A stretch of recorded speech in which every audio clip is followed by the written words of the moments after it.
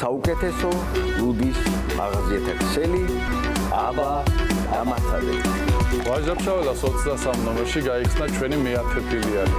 აქ შეგიძლიათ შეიძინოთ 25 სახეობის ლუდი.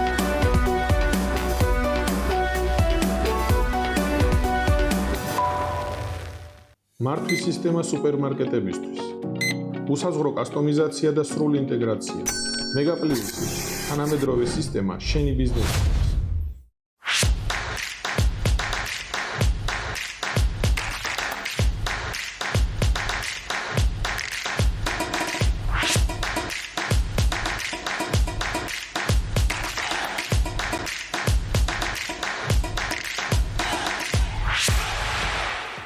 მოგესალმებით Silk Sport-ის მაყურებლებო და ორთაბრძოლების ყველა გულშემატკივარო. ეს არის გადაცემა Mr. Knockout-ი, მე იოსებ კობერიძე ვარ. დღესაც საკმაოდ საინტერესო სტუმარი ყავს. გაიცანით ჩვენი მებრძოლი, ჩვენი ჩემპიონი 23 წლის ნიკა აბრამიშვილი. მოგესალმებით. მადლობა თქვენ პირველ რიგში მოწვევისთვის. და ასევე მივესალმები ჩვენს მაყურებლებს. ნიკა აბრამიშვილი არის კლუბ ვეფხისტყაოსნის წარმომადგენელი, მან კლუბის აღზრდილი. ნიკა, მოდი დავიწყოთ შენი ბავშვობიდან, ჯერ სანამ აი ამ ძალიან მაგარ ბრძოლებს განვიხილავდეთ, ბავშვობიდან დავიწყოთ, რითი დაიწყე ვარჯიში ორთაბრძოლებში? ორთაბრძოლებში ვარჯიში დავიწყე MMA-ით პირდაპირ. პირდაპირ MMA-ით, პირდაპირ ვეფხისტყაოსანში ელიბაშვილთან. კი ბატონო. 11 წლის ვიყავი მაშინ, როცა დავიწყე ვარჯიში კლუბ ვეფხისტყაოსანში და იმის მერე უკვე რამდენი წელია ამ კლუბთან ერთად მოვდივარ და ვითარდები. მოგახსენებთ, ორთაბრძოლების კლუბი ვეფხისტყაოსანი შეიძლება ითქვას ლეგენდარული კლუბი არის, აი დავუშვათ ესეთი დონის თქვათ როგორც ფეხბურთში არის აი ბარსელონა და რეალი. აი ეგეთი კლუბი არის, ძალიან ბევრი ჩემპიონი ყავს აღზრდილი, მათ შორის ერთ-ერთი თქვენი წარმომადგენელი ჩოხელი, უკვე ასპარეზობს, კონტრაქტი აქვს UFC-ში. კი ბატონო. ძალიან მაგარი შედეგი არის. და კიდევ ერთხელ მინდა გაუსვა ხაზი თუთნელის ელიბაშვილის, ანზორ ელიბაშვილის ძალიან დიდ მუშაობას. ანზორ ელიბაშვილის აღზრდილი არის ნიკა აბრამიშვილი. ნიკა, მოდი განვიხილოთ შენი აი წინა ბრძოლა 2-3 თვის წინ ჩატარდა სპორტის სასახლეში. ძალიან საინტერესო მოწინააღმდეგე ყავდა. UFC-ს წარმომადგენელი იყო, სხვათა შორის UFC-ს წარმომადგენელი, წარმოიდგინე ხა, რადონი არის. მოდი ასე შევხედოთ ამ ბრძოლას. ბრძოლამდე რას განიცდიდი, როგორი გეგმა გქონდა თვითონელმა, როგორ ააგო საწვრთნელი პროცესი, შემდეგ უკვე ბრძოლაზე გადავიდეთ და შემდეგ ბრძოლის შემდგომ ემოციებზე კი დავინახავთ კაცში ემოციებს. კი ბატონო. დავიწყე პირველ რიგში იმით, რომ როდესაც ბრძოლა ჩაინიშნა და გავიგე რომ ჩემი მეტოქე არის UFC-ს ყოფილი მებრძოლი, ამან უფრო მეტი мотиваცია მომცა, რადგან ბავშვობიდან ისე ვიყავი განწყობილი ბრძოლების მიმართ, რომ ყოველთვის მიყვარდა გამორჩეულ და ძლიერ მებრძოლებთან ბრძოლა, ესე რომ ვთქვათ და დავიწყე თავდაუზოგავი მომზადება ამასთან შესახვედრად. ჩემს კლუბთან, ვეფხისტყაოსანთან დავსახეთ გეგმა. ვიყავით მზად 3 რაუნდისთვის, იმიტომ რომ ჩემი მებრძოლე გამორჩეოდა გამძლეობით და ასევე სტრაიკინგით და პირველ რიგში ამისთვის ემზადებოდით და ზუსტად ისე ჩაიარა ამ ბრძოლამაც, როგორი მოვლენებიც ჰქონდა. ბექა, მოდი ახლა გაგვიმხილე, უკვე ჩაიარა ყველაფერმა და მოდი გაგვიმხილე საწვრთნელი სტრატეგია როგორ აიგო საერთოდ და თითოეული რაუნდის ტაქტიკა. შენ პირადად მე რაც გიცნობ, დარტყმითი ტექნიკაც კარგი გაქვს და ჭიდაობაც მშვენიერი და აი ეს მოგვიყევი, მაინც რაზე იყო გათვლა? მოგესალმებით, ჩემი მეტოქე იყო საკმაოდ მოძრავი და პირველ რიგში მისი ეს მოძრაობა უნდა შემეზღუდვა და ასე რომ ვთქვათ, ტაქტიკის მხრივ, რა თქმა უნდა, გამეჩერებინა, ესე რომ ვთქვათ, ლოუკებით, რომ შემეზღუდა მის ფეხებისთვის. ფეხში ჩარდობა, კი, ლოუკი, ესე რომ ვთქვათ, რას ეძახიან. და შემდეგ უკვე ჩვეულებრივ ჩემი სტრაიკინგით მიყოლოდი ბრძოლას და ასევე საჭიროების შემთხვევაში გამომეყენებინა ჭიდაობას და მენეხებინა ჭიდაობის კლასი, ასე რომ ვთქვათ, მისთვის. და ესე შერევით ბრძოლამაც თავისი კი ბატონო, პრინციპში დავალება ფეხები უნდა მოგენგრია, უკვე გაჭირვებოდა მოძრაობა და დარტყმითი ტექნიკით და ასევე მისი დისტანცია შემეზღუდვა და მე უფრო აქტიური ყოფილიყავი ბრძოლაში დისტანციების გარღვევით, ესე რომ ვთქვათ, უფრო ახლოს უნდა შევსულიყავი საბრძოლველად. მოდი დავიწყოთ პირველი რაუნდით. ჩემი აზრით და მე მგონი სამივე მსაჯის აზრითაც მე მგონი პირველი რაუნდი უპირობოდ მოიგე შენ. ეგეთი შეფასება იყო როგორც მახსოვს. კი ბატონო. პირველი რაუნდი უპირობოდ მოიგე, ხა ყველამ დავინახეთ, ხო? აი შემდეგი რაუნდები მაინტერესებს შენი შეფასება, აი როგორ მიგაჩნია, აი მსაჯებმა სხვანაირად მიიჩნიეს, მაგრამ შენ პირადად როგორ მიგაჩნია, მეორეც მოიგე, მესამეც მოიგე? პირველ რიგში მეორე რაუნდი იყო ეგ რაუნდი, რომელიც უპირობოდ ქონდა მოგებული და პირველი რაუნდი იყო ნუ ჩემს სასარგებლოდ იყო პირველი რაუნდიც, იმიტომ რომ მე პირველიც მიმაჩნია, რომ ხო, მე განხილების შედეგად უკვე პირველი რაუნდიც თავისუფლად ჩემი იყო. უბრალოდ ბრძოლის დროს, აი მესამე რაუნდში, ასე რომ ვთქვათ, დიდი აქტიურობის შემდეგ დაღლა მომაწვა და დაღლიდან გამომდინარე მესამე რაუნდი ჩემო მეტოქემ წაიღო, იმიტომ რომ ვიცოდი რომ თან საკმაოდ გამძლე იყო, ასე რომ ვთქვათ, ძალიან ბევრი ბრძოლა ქონდა ჩაანტარები და ჩემზე გამოცდილიც იყო და იცოდა ეს ენერგია როგორ გაინაწილებინა სამ რაუნდში უკეთესად. და ნუ საბოლოოდ ისე გამოდგა რომ პირველი მეორე რაუნდი ჩემს სასარგებლოდ იყო, ხოლო მესამე რაუნდი მან წაიღო. შესაბამისი შეფასება იყო მსაჯების. And our third and final judge scored about 29-28 for your winner via split decision. Nicholas Abramishvili! ორმა შენ მოგცა 29-27 თუ არ მეშლება და 28-28-ზე, აჰა. და ერთმა პირიქით მეტოქეს.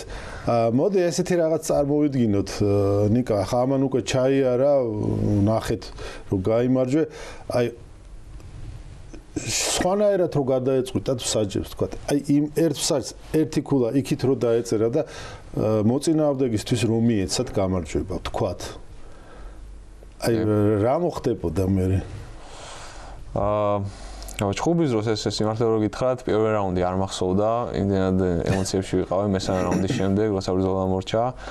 მაგრამ ყველა მეუნებოდა ეგ ჩემი კორნერი მეუნებოდნენ რომ კუთხე უფრო სწორად მეუნებოდა რომ შენ იყო პირველი რაუნდიც და გამარჯვებული შენ ხარ მოკლედ რა და ნუ საბოლოოდ ესე იყო, მაგრამ აი მაგ შემთხვევაში უკვე რომ ერთ მსაჯს მაინც იმისკენ მიეცა ეს რაუნდიც და საბოლოოდ იმის გამარჯვებით დასრულებული იყო. ნუ საკმაოდ ისეთი გულდაწყვეტილი ვიქნებოდი ამ ბრძოლაზე, იმიტომ რომ მართლა აი ბევრი ჩავდი ამ ბრძოლისთვის რომ გამემარჯვებინა და საბოლოოდ შედეგიც ესეთი. დაგიფასდა შრომა, დავინახეთ შენი ემოციები რინგზე თუ რა ქვია ტატამზე ოქტაგონში დაწოლილი სიხარული ძალიან მაგარი იყო. კარგი ემოცია იყო, დადებითი ემოცია იყო რა და მაყურებელმაც დაგიფასა ეს ყველაფერი. ძალიან კარგი. მოდი ახლა ვისაუბროთ მაგის წინა ბრძოლაზე. მეტად სანახაობრივი გამოდგა. ნუ საერთოდ მაყურებელს მოწონს ეფექტური როგორც დარტყმები, ასევე გდებები. მე ძალიან მომეწონა შენი მოგვერდზე როგორ წამოიღე, მოწინააღმდეგე და შემდეგ უკვე ძირს როგორ მოუმთავრე, ცოტა გაგიჭირდა. მე ვიფიქრე მალევე ჩაკოლავს მეთქი. აი მოგვიყევი ამ ბრძოლის შესახებ. მოკლედ პირველი ჩემი ბრძოლა ნოემბერში შედგა მაშინ სპორტ სასახლეში და ჩემი მოწინააღმდეგე იყო საკმაოდ გამოსილი გრეპლერი, ესე რომ ვთქვათ, ჰენრი ლინტულა. იყო პირველი ნომერი სკანდინავიის რეგიონიდან. ჩემზე ერთი წონით დიდ წონაში და ჩემს გამო მოუწია ერთი წონით პატარა წონაში ჩამოსვლა. და მისთვის მომზადებული ქონდა ყველაფერი ისე წავიდა როგორც დავგეგმეთ, სტრაიკინგში მაქსიმალურად ახლოს უნდა ყოფილიყავი, რადგან ჩემზე საკმაოდ მაღალი იყო. და მისი დისტანციიდან მუშაობის საშუალება უნდა მიმეცა და ასევე ჭიდაობის დროს მაქსიმალურად უნდა დამეცვა ჩემი თავი მის ჭიდაობისგან და ბრძოლაც ეგრე დაიწყო ახლოს ვედექი დისტანციიდან არ გავჩერებულ ვარ სულ მომუშავებოდი და შემდეგ უკვე აი თქვენ როგორც თქვით მოგვერდის მერე უკვე ქვევით წავიდა ბრძოლა და იყო ის რაღაც მომენტები ხალხს ამბობდა რომ საერთოდ უნდა გაეჩერებინა რაღაც მომენტებში როცა უკვე თავს იცავდა და პასუხი აღარ ჰქონდა და საბოლოოდ ყრუდაცვა ქვია ყრუდაცვა რა ესე ბოლო ყრუდაცვის შემდეგ უკვე გააჩერა ბრძოლა ძვირფასო მაყურებლებო ნიშანდობლივი აქ ის არის რომ ნიკას შეხვდა უფრო სტილით ჭიდაობის ოსტატი ესე ვთქვათ ხო გრეპლინგი ერთ-ერთი სახეობა და მოჭიდავე გადმოიღე მოგვერძე და შემდეგ უკვე შენი საქმე დაასრულე დარტყმობით და ძალიან დასაფასებელი არის ისევ და ისევ შენი შრომა საფრთხმელო შტაბის სპარინგ პარტნიორების კი მადლობა ყველას ჩემს მსმენელებს ჩემს გუნდს და თითოეულ გულშემატკივარს ვინც გვერდში მიდგას და ჩემ გზაზე მოყვება ნიკა, მე მინდა გავიხსენო 5-6 წლის წინ შენ ოფიციალური საქართველოს ორთაბრძოლების ფედერაციის კამარიც კი გაქვს მოგებული. კი ბატონო. კი. აი ამაზე მინდა ვისაუბროთ. როგორ გაიარე ეგ გზა? მოგეხსენებათ, ეგ 5 წლის წინ იყო, 5 წლის წინ კი 2021-ში, მაშინ კორონას პერიოდი იყო და დაახლოებით 1 წელი საერთოდ არ შეჯიბრებები, არაფერი მსგავსი არ იყო და ვარჯიშითაც კი ვერ ვარჯიშობდით, იმიტომ რომ დარბაზები დაკეტილი იყო. და ჩემს თემმა მითხრა რომ ატარებენ საქართველოს ჩემპიონატს, თუ გაქვს ურვინი მონაწილეობის, შეგვიძლია ჩავერთოთ და რა თქმა უნდა, ეგრევე დავთანხმდი ბრძოლას. დავიწყეთ მომზადება და მომზადებოდით ლევან ჩოხელის სახლში, ესე რომ ვთქვათ, იქ პატარა გარაჟი ქონდა მოწყობილი, პატარა დარბაზი იყო და იქ დავიწყეთ მომზადება, იმიტომ რომ ესე მაყურებელს შევახსენებ, ეს ის ლევან ჩოხელი არის, რომელმაც ახლა უკვე კონტრაქტი გააფორმა 4 ბრძოლიანი, მე მგონი 4 ბრძოლიანი კონტრაქტი გააფორმა UFC-ში. კი ბატონო. და იქიდან დავიწყე საქართველოს ჩემპიონატში ჩართვა. 3 ეტაპისგან შედგებოდა, მესამე ეტაპი უკვე კამარზე იყო. პირველი ბრძოლა, მეორე ბრძოლა თავისუფლად გავიარე. მესამე ბრძოლაც უკვე ფინალში მომიწია და ფინალში შევხვდით ისეთები, ვისაც ეს ორი ბრძოლა უკვე გამარჯვებით ჰქონდა დასრულებული და უკვე კამარისთვის ბრძოლა გვეკუთვნოდა ორივეს. და საბოლოოდ ფინალში შევხვდი გიორგი წამალაიძეს, მოჭიდავე იყო ისიც. და პირველ რაუნდში დავამარცხე და საქართველოს ჩემპიონის ტიტული მოვიპოვე მაშინ. და მაშინ ვიყავით 18 წლის სულ რაღაც. ძალიან კარგი. ეს ყველაფერი, ეს ყველა ბრძოლა ერთ დღეში მოხდა? არა. დაახლოებით 5 თვის მონაკვეთში იყო სამივე ივენთი, სამივე ბრძოლა შემდგარი. დაყოფილი იყო თითოეული ბრძოლისთვის რამდენიმე თვე ებზადებოდი? პირველი ბრძოლისთვის დაახლოებით 2 თვე და ჩატარდა თებერვალში, ხოლო მეორე ბრძოლა მარტში ჩატარდა და დასვენების პერიოდს, დასვენების საშუალება არ ქონია. პირდაპირ გავაგრძელებთ ვარჯიში. წარმომიდგენია, ეხლა რა სირთულეებთან იქნებოდა ეს დაკავშირებული თან გარაჟში, ხო? კი, ესე რომ თქვა, პატარა სივრცე იყო და დარბაზები ყველაფერს ვაკეთებდით მაინც კი. საბედნიეროდ ეხა გაიარა მაგ პერიოდმა ყველა დარბაზი ღია არის. ძვირფასო მაყურებლებო, აი ამ ინტერვიუდან ეხა ჩვენ ვდგებით და მივდივართ კლუბ ვეფხის ტყაოსანში.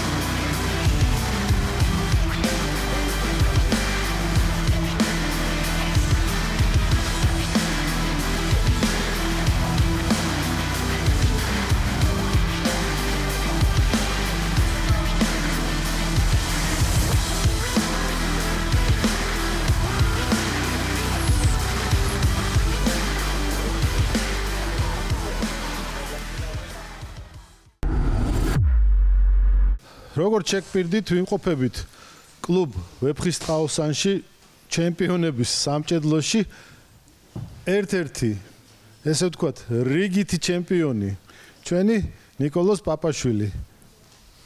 მოგესალმებით პირველ რიგში, გამარჯობა.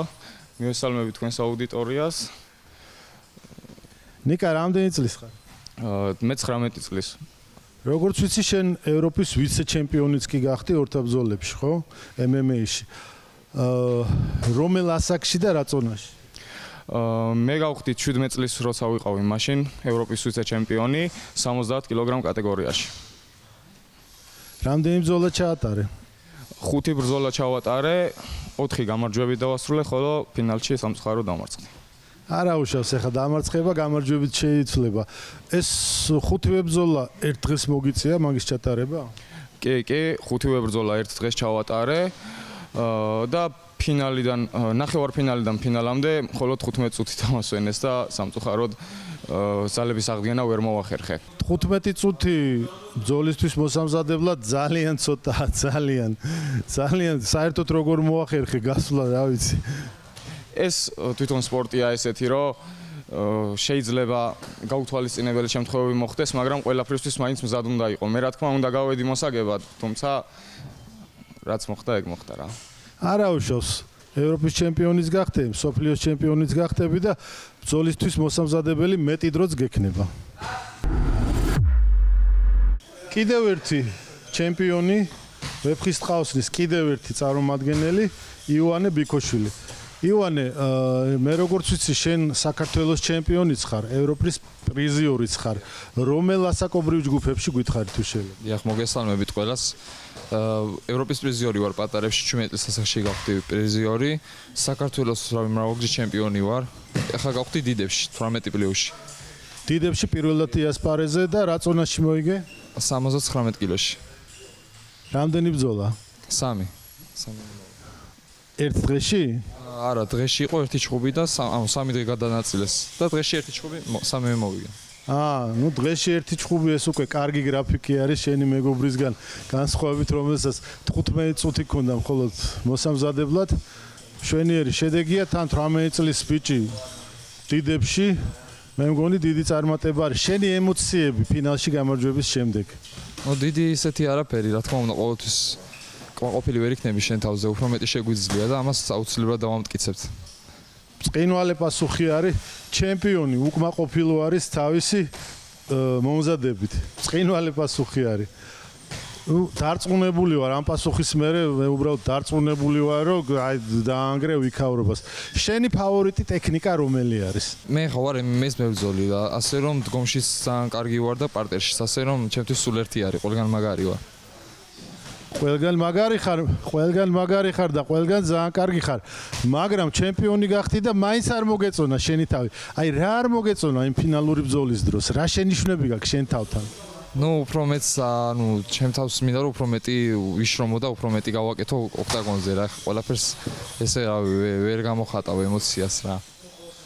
შემდეგი მიზანი, უახლოესი მიზანი რა არის? აი უახლოესი. მსოფლიო ჩემპიონატი ტარდება ნოემბერში საქართველოში და რა თქმა უნდა მსოფლიო ჩემპიონობა. შვენიერი პასუხია. მაგის მერე დიდი მიზნები რა გაქვს? რა თქმა უნდა UFC. ყველა მებრძოლის და მაგისკენ მიდის და რა ღმერთის წყალობით რომ მივაღწევთ მაგას ყველაფერს. აუცილებლად მიაღწევ. აუცილებლად შენ და შენი თანამებრძოლებიც. მადლობა უღრმესი. გაიხარეთ. ტრადიციად იქცა ჩვენ გადაცემაში დარბაზში როცა გვიწევს გადაღება ერთ საინტერესო ილეთს ვანახებთ ხოლმე. ჩემი მხრიდან მინდა ერთ-ერთი ჩემი საყვარელი მოძრაობა დაგანახოთ ყველას. ანუ წარმოვიდგინოთ რომ შენ მიტევ თქვათ ჯები იქნება თუ კროსი, ხო? და დაფარვის შემდეგ, დაუშვათ თქვათ კადრში რომ ლამაზად გამოჩნდეს. დავუშვათ კროსს მირტყავ და ძალიან მიყვარს ხოლმე აი ლოუ-კიკი ფეხში შიგნიდან შეტევა აი მოძრაობის დროს და ეს მოძრაობა ძალიან მიყვარს თავის დროზე ნერვებს უშლიდი ხოლმე მოწინააღმდეგეს რა ესე ვთქვათ, ვცდილობდი რომ გამომეყვანა წყობილებიდან და ასეთვე რა თქმა უნდა ფეხი დამეზიანებინა და შეაფასე რა სიტყოდი შენ? ჩემი აზრით შეტევისთვის კაი ჩაშაშლილი კომბინაცია არის და კარგია რა ვფიქრობ. ამ ჩოპში გამოგვადგება რა. კაი კომბინაცია. მადლობა. ვეფხის ტყაოსანს გაუმარ ჯოს.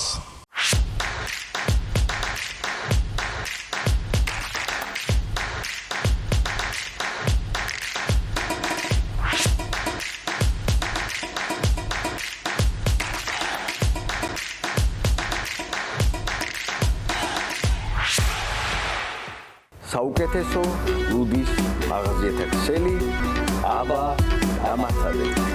ვაჟა-ფშაველას 23 ნომერში გაიხსნა ჩვენი მე-10 ფილიალი. აქ შეგიძლიათ შეიძინოთ 25 სახეობის ლუდი.